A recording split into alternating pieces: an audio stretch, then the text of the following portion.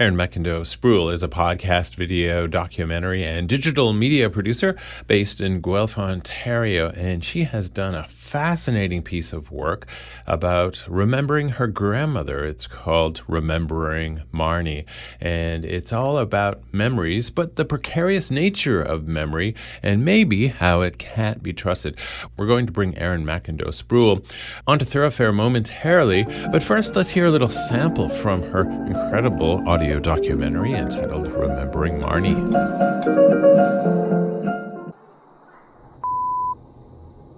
Okay, we're good. So we're recording. It's a story about the precarious nature of memory and time and my grandmother, Marnie Sproule. This is Remembering Marnie, and it starts like this. Okay, we're good. So we're recording. What do you want to ask me?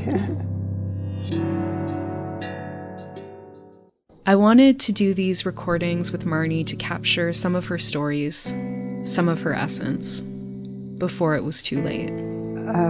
What did you ask me? I can't remember now. So I showed up and started asking questions. So tell me where you were born, what your parents' names were, just that kind of basic stuff. I was born in Waterhole. When my people came out here, they were offered to a quarter section of land in northern Alberta, and it was said to be the last of the best West.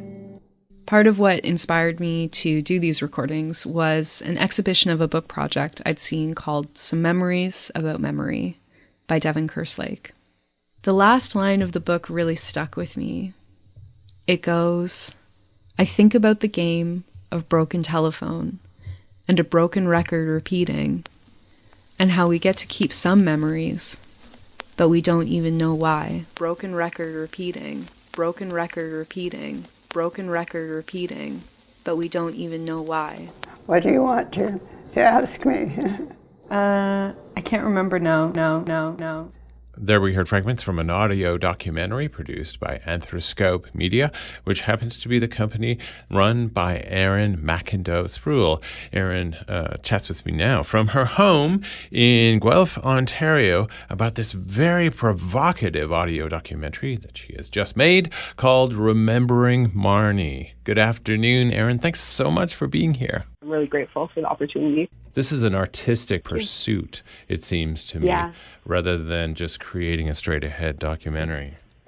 For sure. Yeah, 100%. It's very close to my heart, the project. And yeah, definitely it was a passion project, like through and through. And I just want to ask you, first of all, when you applied for OAC funding and you made your pitch to OAC, what kind of project did you pitch? Was it very similar to what came of the project? It was extremely similar. I would say it evolved a little bit after the fact, but basically I applied for the Ontario Arts Council funding for the post-production piece.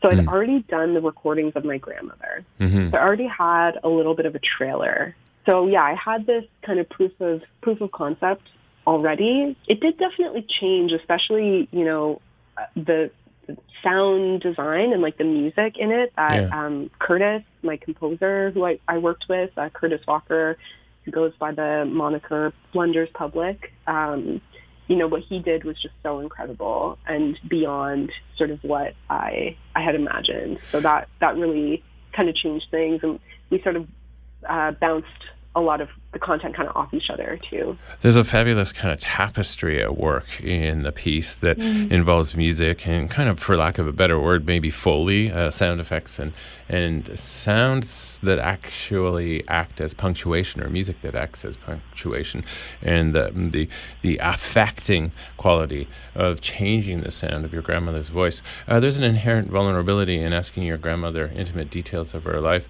Were the answers to your questions what you expected when you approached her?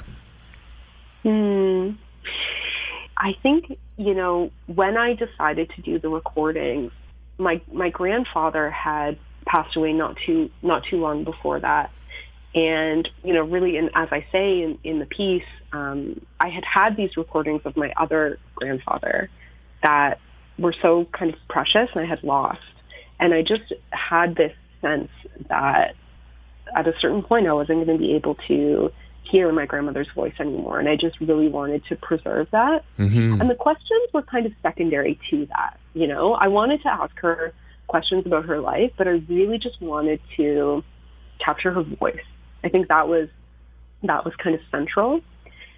And then in terms of, what she actually said, there was a lot of stuff that surprised me, just things that I didn't know. I didn't really know much about her life in Waterhole. I didn't know much about her parents, my great-grandparents, and their sort of journeys to Alberta. And it also, I have a terrible memory myself. So it's one of these things that had I not recorded those stories, I don't think I ever would have been able to recount them. Even if she had told me 5 times, I'm not sure if I would have been able to recount them if I hadn't spent all this time just listening to these tapes over and over again. And it's so fascinating. You can go back to those tapes and listen to your grandmother's voice again. And in some respects, that must be a very visceral account. And I would say probably makes the hair stand up in the back of your neck just to hear her voice. But there's also an ephemerality, for lack of a better word, even in capturing the voice, right? Your piece even addresses this, like, everything is temporal and kind of bound for the stars eventually. Are you okay with that? Just knowing that, even the digital audio documentary can disappear? Am I okay with it? I mean, it makes me so sad to think of the grief that you feel when someone is gone is, I think, similar to the grief that you feel when you lose items or you lose these things that are symbolic of memories, when you lose the only photograph that you have of someone, or when you lose the last, recording that you have with your grandfather or your grandmother. So yeah, it is a sad thing. And I think I wanted to explore that a bit through this, how an object can kind of hold some of those memories and how they are all fading away. And I'm trying to be okay with that, but it is hard.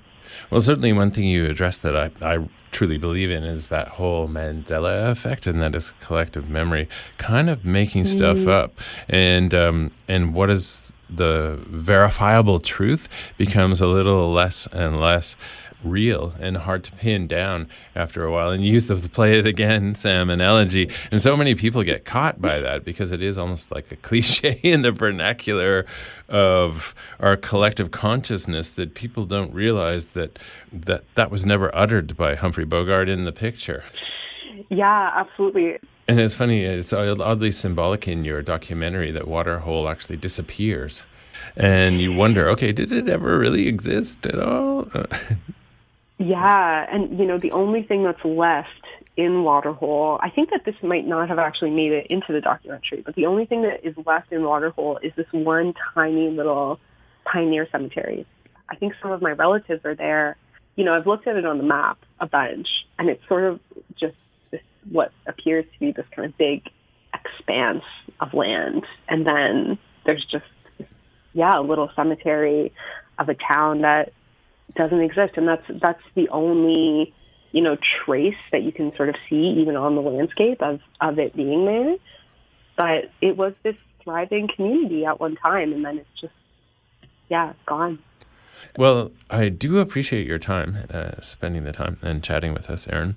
Do you have a music request I can play for you? Well, I mean, the obvious one would be As Time Goes By. Let's do As Time Goes By.